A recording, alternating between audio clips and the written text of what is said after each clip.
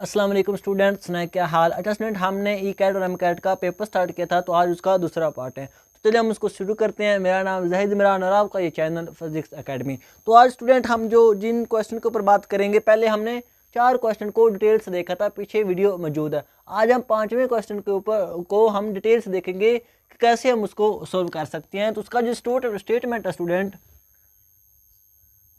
वो ये है। वो कहता है कि the minimum number of vector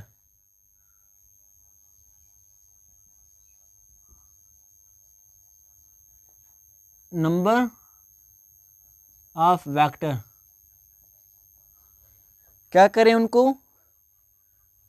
whose सम, जिनका सम क्या हो, कैन बी 0। नीचे ऑप्शन स्टूडेंट हमारे पास गिवन है। ऑप्शन वो ये देता है कि 2 वेक्टर, 3 वेक्टर, 4 वेक्टर। अब ये ऑप्शन हमारे पास गिवन है। वो कहता है कि बताओ कितने वेक्टर को हम जमा करें कि उनको जमा करने से उन तीनों का रिजल्टेंट हमारे पास क्या आ जाए, 0 आ जाए। ये हमने देखना है कि कौन कितने वेक्टर होंगे, 2 होंगे, 3 होंगे या 4 होंगे। तो चलिए हम सोल्यूशन के ऊपर जाते हैं। देखो स्टूडेंट, पीछे भी मैंने आपको कहा था कि वेक्टर एडिशन के रिलेटेड वो लाजमी क्वेश्चन पूछता है स्टूडेंट, क्योंकि ये इतना इंपॉर्टेंट टॉपिक है। तो अब हम बात करते हैं, वो वाले वेक्टर देखते हैं जिनको जमा करने से हमारे पास आंसर क्या मिल रहा है, हमें 0 मिल रहा है। तो स्टूडेंट ये याद रखना, हमेशा 3 वेक्टर ऐसे वेक्टर होते हैं जिनको अगर हम जमा करें तो उनका जो रिजल्टेंट हमें मिलता है वो क्या मिलता है, 0 मिलता है। वो उसकी मैग्नीट्यूड क्या होती है, 0 होती है। अब कैसे होती है ये भी हम पहले समझते हैं। पहले हम इसको देखते हैं कि ये क्या होगा, 3 वेक्टर होंगे जिनका रिजल्टेंट 0 होता है। कैसे 0 होता है ये हम समझते हैं। तो स्टूडेंट सपोज करो हमारे पास अगर तीनों वेक्टर ट्राइएंगल में होंगे स्टूडेंट, इक्विवेलेंट ट्राइएंगल में होंगे, तो उस वक्त उनका रिजल्टेंट 0 बनता है। अब कैसे स्टूडेंट, सपोज करो पहला वेक्टर ये है, ये वाला पहला वेक्टर स्टूडेंट क्या है, ये वाला। इसको हम कह देते हैं ए वेक्टर। अब दूसरा वेक्टर स्टूडेंट क्या है, ये वाला, इसको हम बी कह देते हैं। और तीसरा वेक्टर क्या है, ये वाला, सी। अब स्टूडेंट अगर हम तीनों वेक्टर को ऐसे जमा करेंगे, ऐसे रखेंगे, उनकी ओरिएंटेशन ऐसे रखेंगे, तो उनका रिजल्टेंट 0 आएगा।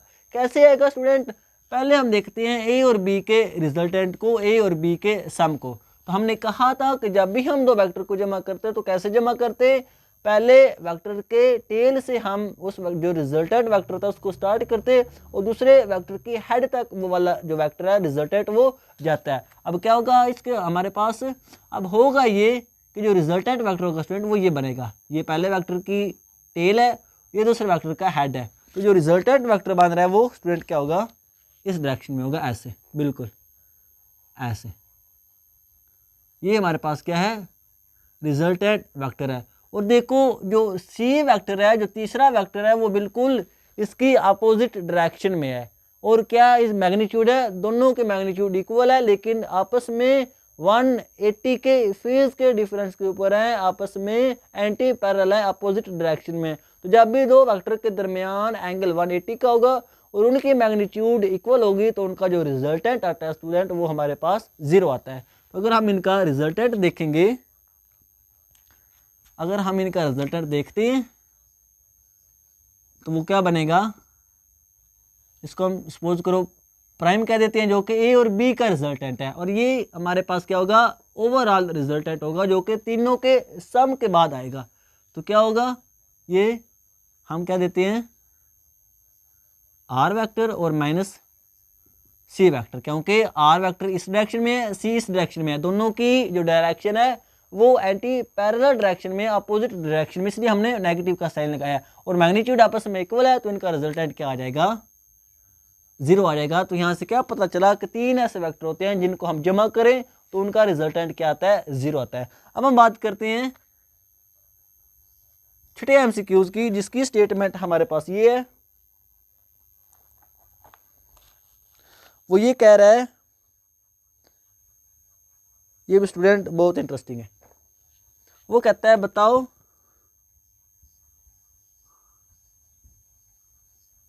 एंगल किन के दरमियान, ए और ए वेक्टर और दूसरा वेक्टर है -5a। अब वो कहता है कि इनके दरमियान एंगल क्या होगा। ऑप्शन नीचे हमारे पास गिवन है 0, 90, 180, 360। वो ये कहता है कि दो वेक्टर हैं, पहला वेक्टर है ए, दूसरा वेक्टर है -5a, और वो कहता है कि बताओ इनके दरमियान एंगल क्या होगा। अब देखो स्टूडेंट, होगा ये कि ए एक वेक्टर है और दूसरा वेक्टर भी क्या है ए, लेकिन उसकी अपोजिट डायरेक्शन में है। नेगेटिव साइन हमें ये बताता है कि जो दूसरा वेक्टर है वो पहले वेक्टर के बिल्कुल रिवर्स डायरेक्शन में है, 180 फेज के डिफरेंस के ऊपर है, एंटी पैरेलल है, अपोजिट डायरेक्शन में है। नेगेटिव साइन ये बताता है कि जो दूसरा वेक्टर है वो क्या है, पहले वेक्टर के बिल्कुल मुखालिफ सिमत में है, अपोजिट डायरेक्शन में है। अब जब भी दो वेक्टर स्टूडेंट अपोजिट डायरेक्शन में होंगे तो उनके दरमियान हमेशा एंगल कितना होता है, 180 का होता है। जिस तरह ये दो वेक्टर थे, अभी हमने बात की कि सी उस डायरेक्शन में है नीचे, और जो रिजल्टेंट बन रहा है ए और बी का वो क्या है, ऊपर की डायरेक्शन में है। तो ये दोनों अपोजिट डायरेक्शन में है, तो क्या मतलब इनके दरमियान एंगल कितना होगा, 180 का होगा। और इस मैग्नीट्यूड से आपने कंफ्यूज नहीं होना, इसलिए इसने इस मैग्नीट्यूड को 5 कर दिया है। इसकी मैग्नीट्यूड क्या है, 1 है, और इसकी कितनी है, इस वेक्टर के मैग्नीट्यूड 5 है। इससे आपने घबराना नहीं है, आपने दो वेक्टर के दरमियान एंगल देखना है, चाहे उनके मैग्नीट्यूड के दरमियान कितना ही फर्क हो, लेकिन आपने एंगल दो वेक्टर के दरमियान लेना है। तो इसलिए दोनों अपोजिट डायरेक्शन में है, तो उनके दरमियान कितना एंगल होगा स्टूडेंट, 180 का होगा। अब हम देखते हैं जो हमारे पास 7वां न्यूमेरिकल है, उसकी स्टेटमेंट वो ये कहता है,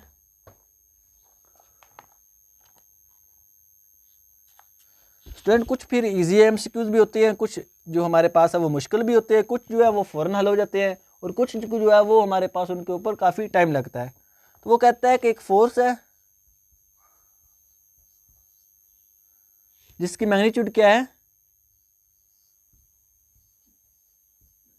20 न्यूटन। अब वो लगती कहाँ पे है, एक्स एक्सिस के ऊपर। तो वो ये कह रहा है, पूछ वो ये रहा है कि बताओ इसका y कंपोनेंट क्या होगा।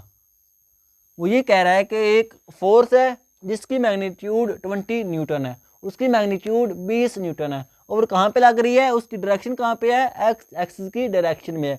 अब वो इतनी इंफॉर्मेशन दे के ये पूछ रहा है कि बताओ उस फोर्स का y कंपोनेंट क्या होगा, उसकी मैग्नीट्यूड क्या होगी। नीचे ऑप्शन हमारे पास गिवन है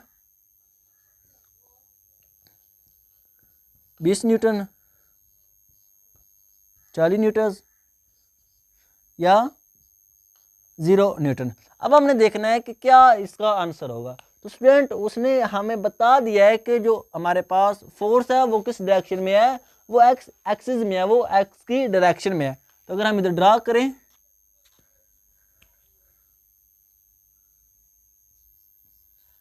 अगर हम ये कोऑर्डिनेट ड्रा करें स्टूडेंट,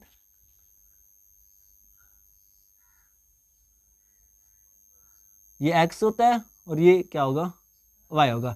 अब वो कहता है कि फोर्स किस डायरेक्शन में है, सारी की सारी ये जो फोर्स है ये एक्स एक्सिस में है, और इसकी मैग्नीट्यूड कितनी है, 20 न्यूटन, और है किस डायरेक्शन में, एक्स डायरेक्शन में। तो स्टूडेंट जब फोर्स सारी की सारी है ही एक्स डायरेक्शन में, तो उसका वाई कंपोनेंट क्या होगा, 0 होगा।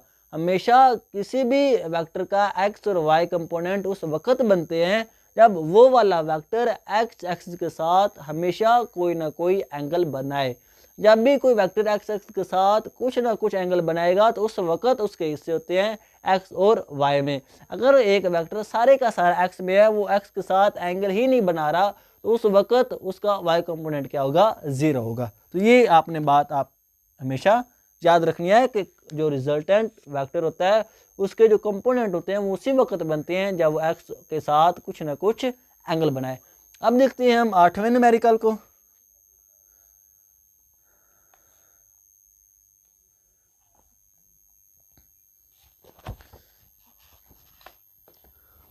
अब वो कहता है कि दो फोर्स है, वो कहता है कि दो फोर्सेस हैं जो क्या कर रही हैं,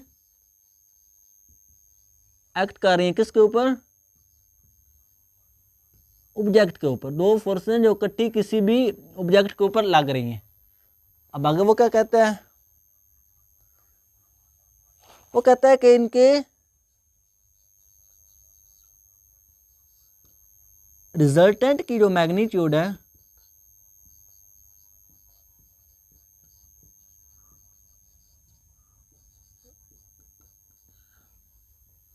वो कम होगी, मिनिमम होगी जब उनके दरमियान कितना एंगल हो। इफ दे नजर आ रहा है ना स्टूडेंट,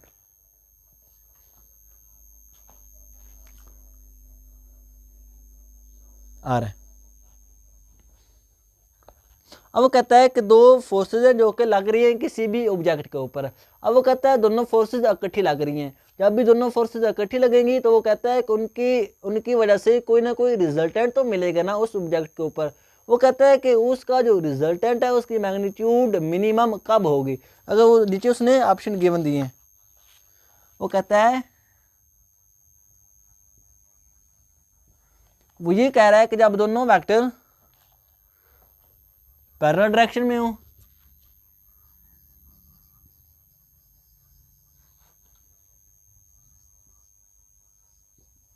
एंटी पैरेलल डायरेक्शन में हो,